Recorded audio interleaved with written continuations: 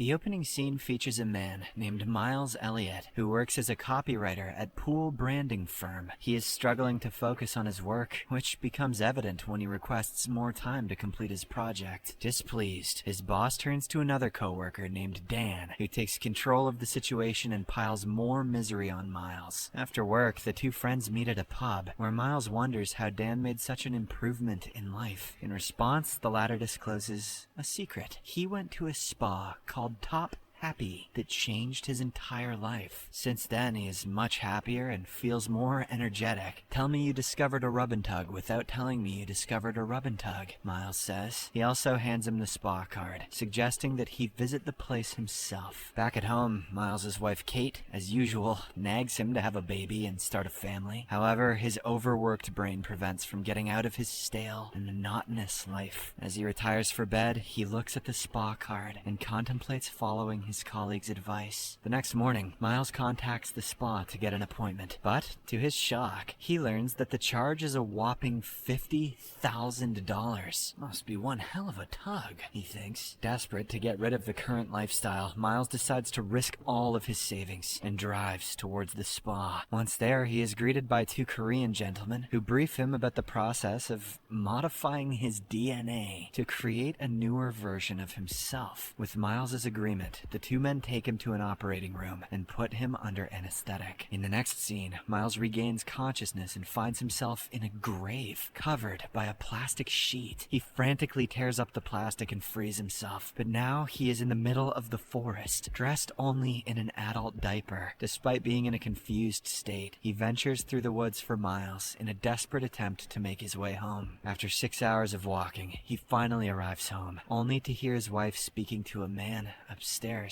Believing that it's an intruder, he quickly grabs an axe and prepares to attack. But as he corners him, he is shocked to learn that the man is another version of himself. When Miles asks for his identity, the newer version claims that he is a resident of this home. He also appears to know everything about Miles's life. After a small scuffle, the two confused Mileses drive back to the spa, which was the site of his last memory before the grave. There, they learn that they have been cloned. Here, it's revealed that the two Korean experts clone their customers and get rid of the original one by burying them outside the state park. However, their experiment has gone wrong this time because the original version managed to survive. As a result, the experts offer them a 10% fee refund as compensation. Here's $5,000. Enjoy a lifetime of cosmic terror. For now, the two Miles have to share the same life. The scene then cuts to the flashback, depicting the perspective of the clone version of Miles after he woke up in the spa. He now seems to be energetic and happy, unlike the original one. When he gets in his car, he learns that he doesn't even need his glasses anymore. Following this, he runs through the cornfields, enjoying the beauty of nature and the sun glinting through the stalks. Miles's bliss carries over into the office, where his coworkers notice a positive change in him. He enthusiastically presents his new proposal, which is ultimately accepted by his boss. Later, at home, he makes dinner for Kate and unusually shows his affection towards her. He even agrees to start a family and promises to visit the hospital for a fertility test. He's in such a good mood that he's willing to spank it into a cup. Following this, the timelines merge back to the present, where the original and the clone version confront each other and end up at the spa. After learning the whole truth, Miles's clone feels overwhelmed and dissatisfied. He doesn't know why he was created, nor what his purpose in life is. In the aftermath, the two of them demand a full refund and an additional $10,000 for the trouble that they have caused. When the Koreans refuse, Miles threatens to disclose their illegal cloning practice to the FDA, finally making them agree. Following this, the two Mileses split the cash in half and go to a restaurant to discuss what they should do next. The original one persuades his clone to disappear from his life, highlighting that he can travel all over the world without any worries. However, it's a poor consolation prize for a man who feels that it's not the life that he really wants. Despite being sad, the clone version reluctantly agrees to leave. Later, while driving towards the airport, airport, Miles's clone receives a call from Kate, and he can barely hold back the tears upon hearing her voice. This prompts him to change his mind and head back home. Meanwhile, the original Miles is at work, where he realizes that his clone has built up a career-defining opportunity. His boss appears to be impressed by the new idea and suggests that he keep working on it. However, Miles doesn't understand the clone's proposal, which stresses him out. Unable to figure out the solution, he dials his clone for assistance. However, he is taken aback when he learns that the clone is actually standing outside the house. The two then head to a restaurant to discuss the matter. The original Miles is forced to seek his clone's help to complete the work project. From that day onwards, Miles relaxes at home, while the clone version assumes responsibilities at the office. As the days pass by, the original Miles starts drinking excessively, contrasting with the continued success of his clone. One day, the clone reminds the original about Kate's house party with her colleagues. However, Miles forgets it and ends up drinking that night as well. As a result, his clone takes control of the party and steals the show with his hilarious stories. At the end of the evening, Kate and the clone head towards the bedroom for some romantic time. The original one, who is secretly watching them, manages to switch places at the last minute. "I don't get to sleep with my wife, I do." In the next scene, the original Miles goes to visit his sister Maya, who admits that she knows about his clone. She also reveals that they often spend time together, and that the clone is much better than the original. Miles wonders why everyone likes him despite his being a clone, to which his sister responds that one has to make efforts to earn it. As time passes, Miles grows increasingly envious of his clone, and he vows to transform himself to be more like him. He resolves to take matters into his own hands, deciding to carry on his project work independently. However, it's not that easy for him to do so. During a meeting with the company's chairman, Miles fumbles a lot while delivering his pitch. However, he somehow manages to impress Chairman Hilston with the content. After the meeting, Hilston asks Miles to stay in order to talk in private. He recognizes that the work proposal is not originally Miles's, but despite this, he doesn't seem to be affected. Instead, he gives him some words of wisdom. Do it right, even if you are going to cheat, one of the core tenets of sociopathic businessmen worldwide. As Miles makes his way to the celebratory dinner, he notices that his clone is already there, weaving his stories. Overwhelmed with jealousy and anger, Miles finally decides to reveal the secret to everyone. He walks up to the table and takes over the clone's story.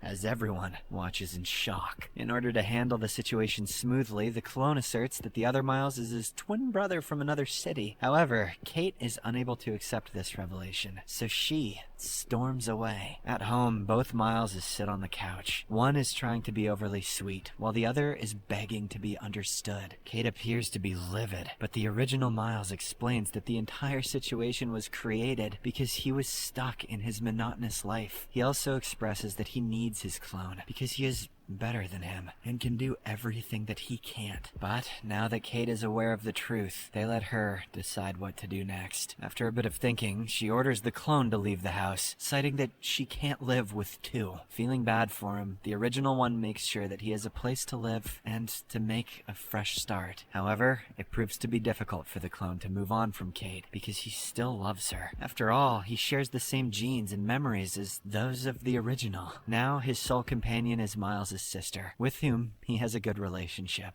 As the clone version confides everything to Maya, she suggests that he go out with other girls and find true love for himself. It is probably better than looking at photos of Kate every night. Heeding her advice, the clone takes one of his coworkers, Kaylin, on a date and ends up sleeping with her. That was easy, but he's Paul Rudd, so yeah. However, he remains unsatisfied, feeling emotionally connected to Kate. The same night, he sneaks into the original Miles's place and steals a sample of Kate's hair in order to make a clone of her. He takes the sample to the Top Happy spa, but the Korean experts refuse to work for him, fearing that they will be arrested. With this rejection, the clone returns back to his apartment. He then decides to create a profile for himself on a dating site. But as he enters all the required details, the only name that comes up is Kate. The scene then cuts to 5 years before the cloning, and we are shown how Kate and Miles suffer a miscarriage. In order to put this tragedy out of their mind, they relocate to a new house in the suburbs, where they express their hopes and dreams of living happily ever after together. Over time, Kate's job as a designer starts to go well, and the couple eventually moves on in their lives. Fast forwarding to 2 days before the cloning incident, Kate is seen heading off to work. By this point in time, their married life seems to have deteriorated. Miles and Kate wake up to the same alarm every morning, but they barely speak before heading to work. Kate, time and again, offers signals, but he ignores her completely. He is clearly unable to balance his personal and depressed work life. At one point, their relationship hits rock bottom, and a desperate Kate resorts to posting her profile on dating sites. This happens to be the night before the cloning incident. The following morning, her phone completely blows up with messages from prospective men on the dating sites. Despite this, Miles does not notice, as he is also busy working on his phone. The cloning day is then shown from Kate's perspective. Having a pregnancy near miss and being fed up with Miles' listlessness, she decides to put down money on fertility treatment, regardless of whether Miles is the sperm donor or not. Here, we learn that both Kate and Miles attempted to withdraw the money from their common savings account on the same day, each privately trying to improve their lives without the other. Miles gets there first and withdraws $50,000 for the spa fee, leaving Kate empty-handed. Back to the present, Kate looks through her dating messages and finds her perfect match, who happens to be none other than Miles's clone. She resolutely heads out the door for a face-to-face meeting without telling her husband. From this day onwards, she starts dating the clone, clearly indicating her disinterest in her real husband. One day, Kate drives off to the city for a week for her design conference. 5 days later, Miles receives a call from the fertility clinic about an appointment, but this time, he doesn't cancel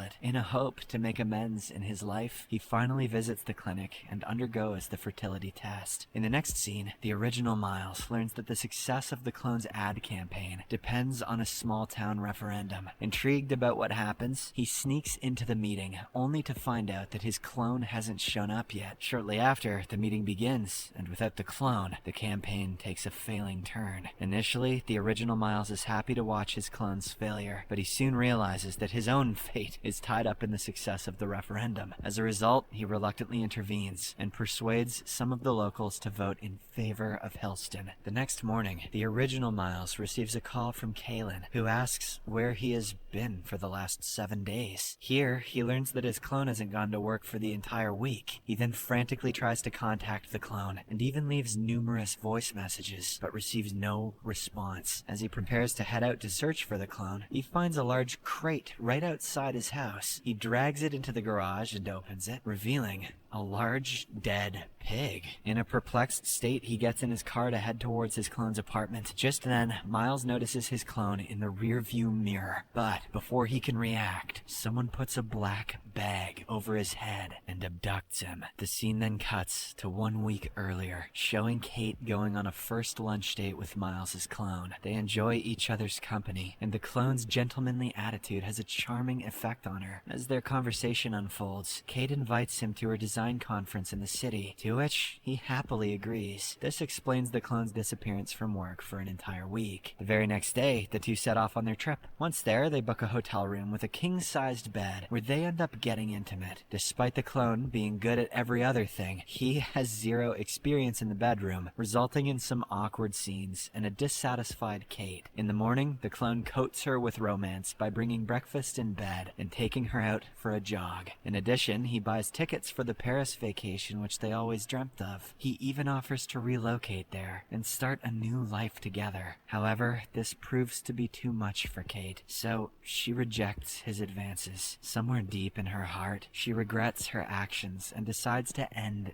everything. She says that the clone is too great, too loving, and too kind, which is weird for her. Her real husband has been a dick to her for so long that she has Stockholm Syndrome and she craves more. 5 days after this incident, the clone is seen drinking at a bar. There, he meets Dan, who is disgruntled after losing his job. As they start conversing, Miles's clone decides to reveal the spa's secret to him. Following this, he drives Dan to the woods and asks him to dig a spot. When the latter does so, he is taken aback to unearth his own dead body. Miles then explains everything about the spa's cloning practice, after disclosing that they both are the clone versions. Clone Dan is so angry at this revelation that he thinks of filing a case to the authorities, but Clone Miles manages to calm him down. He instead has a better plan in mind. Desperate to live a normal life, Clone Miles opts to take a drastic step, abducting the original Miles. For this, he goes to a convenience store and buys all the necessary abduction kits. Upon preparing everything, he drives towards Miles's place to execute his plan. Moments before doing so, he notices a van stop in front of the house. Two men get out of it and abduct Miles before driving away. Although it is an unusual situation, the clone seems to be happy about it. Meanwhile, the original Miles is taken to the FDA building, revealing that he has been arrested for the illegal act of cloning. Due to budget constraints, Miles is kept in the FDA's lactation room rather than a proper holding facility. The investigating officers, who want to get to the bottom of this human cloning operation, put him through a lie detector test in order to find out whether he is a clone or not. However, the malfunctioning machine leads to insufficient evidence, resulting in Miles's release from custody. On his way back home,